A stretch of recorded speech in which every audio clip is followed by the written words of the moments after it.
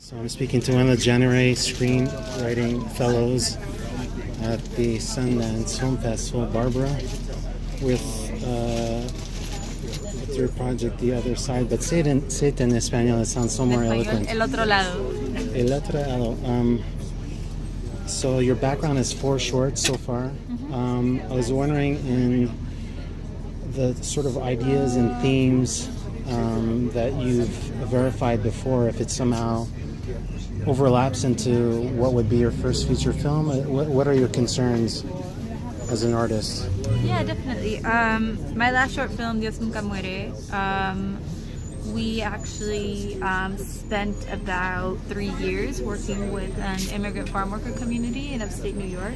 Okay. And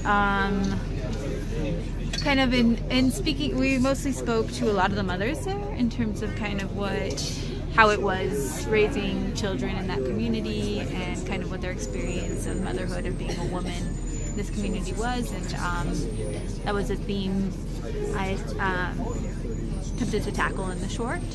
But a lot of kind of the narrative structure of the short started stemming from these conversations and from the people we met, and we very much made the film both in terms of kind of the actors in it and kind of the production and collaboration with this community.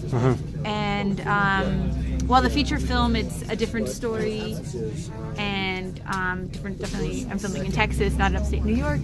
That process of kind of research and on the ground kind of work and casting is something I want to bring to this larger feature film. Great. So looking at being on the ground more, doing more research, kind of approaching it in a very kind of journalistic fashion, in a sense. Awesome. Yeah. So I imagine there's a little bit of naturalism in your shorts. Yeah, definitely. Performers not performing.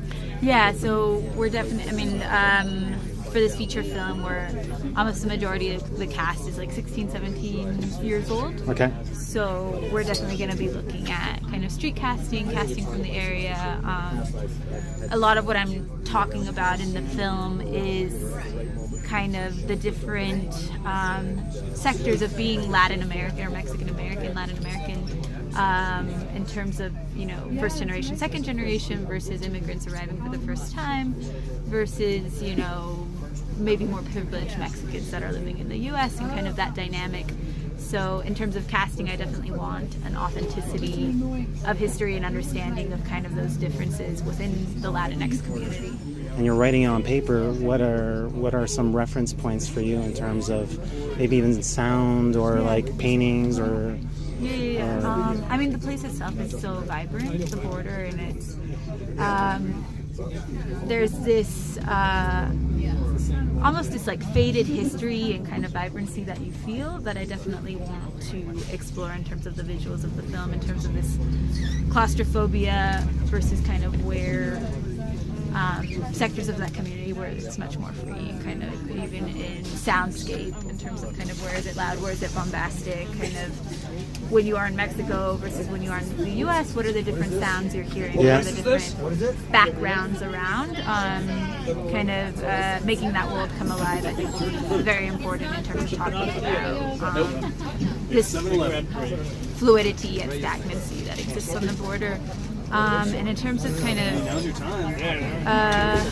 references in style, I am looking at like Ken Loach, David Arnold, a lot of street films from like Latin America, like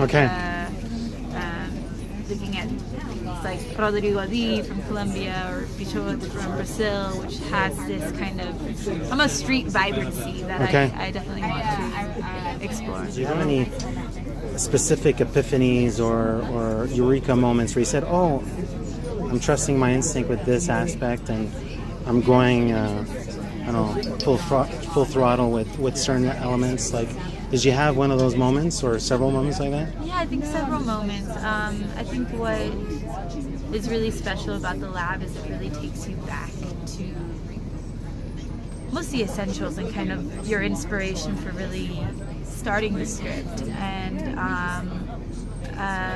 kind of going back to almost that elemental gut stage.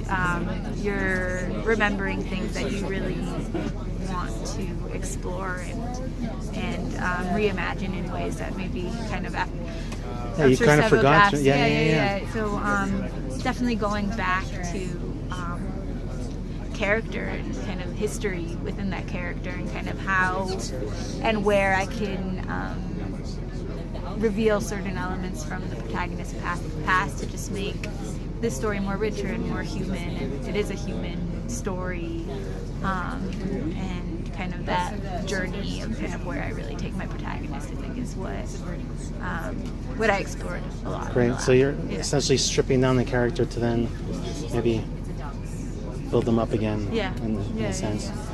Thank you very much for this awkward interview. We'll always remember this one, Barbara. Thank you so much. Thank you.